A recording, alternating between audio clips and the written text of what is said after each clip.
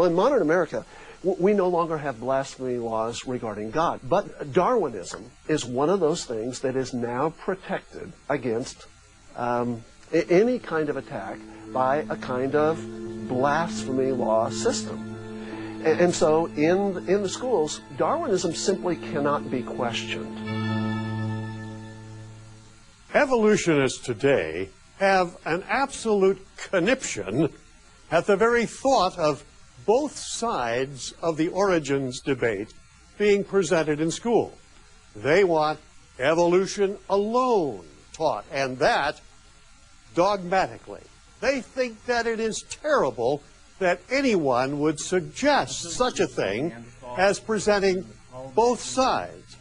One man has said, quote, "A fair result can only be obtained by fully stating and balancing the facts and arguments on both sides of each question."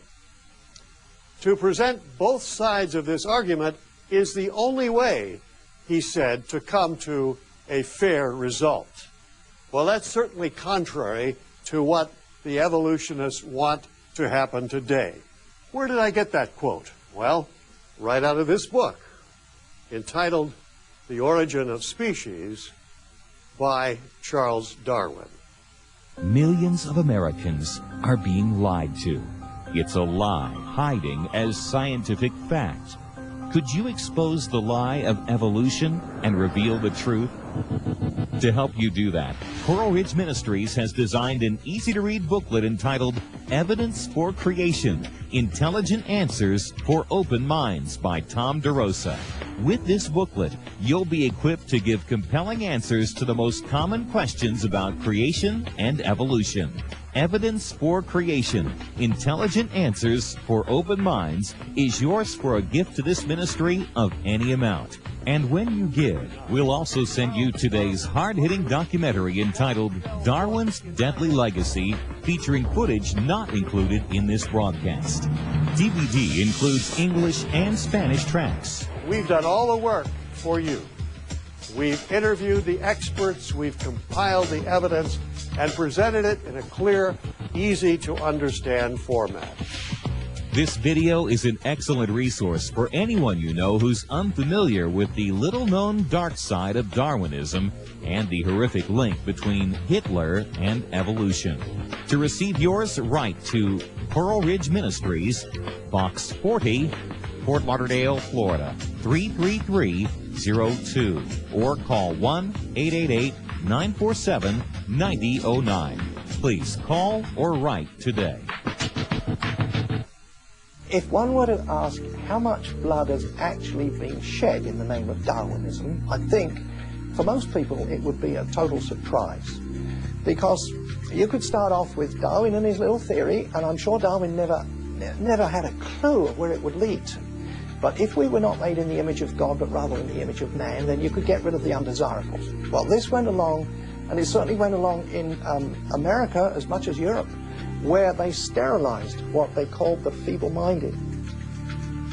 We see vestiges of social Darwinism even today, particularly among those who would say, we're better off if we don't bring children into the world when they're coming in under disadvantageous circumstances, whether that's economic, or whether perhaps they don't fit in the plans of a family because you don't want to get too large, or maybe it's not exactly the child you wanted. There may be a risk here in that child, and so we terminate pregnancies, and that is a form of social Darwinism. I had a child that was born with juvenile rheumatoid arthritis, and that child was a magnificent human being, and I wouldn't have done without that child for anything in the world.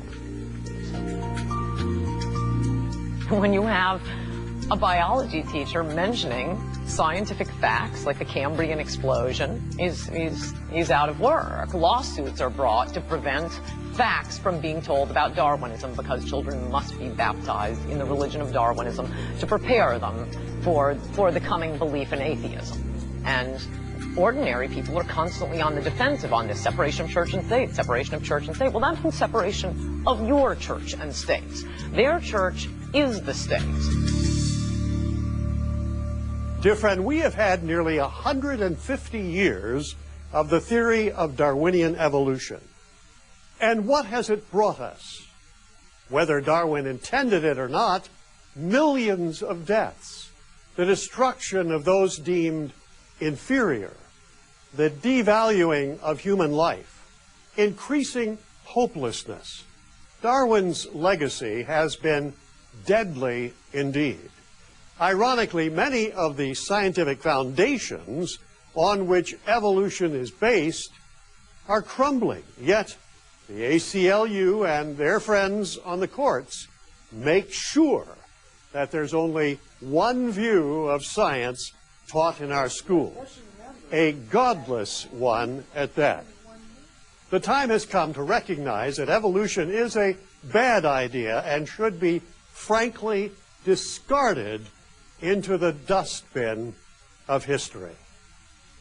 Thank you for joining me today, dear friend, for this special broadcast, and may God, the creator and sustainer of all life, bless you and yours. If you would like information about Dr. Kennedy's weekly television program, The Coral Ridge Hour, or his daily radio program, Truths That Transform, log on to www.coralridge.org.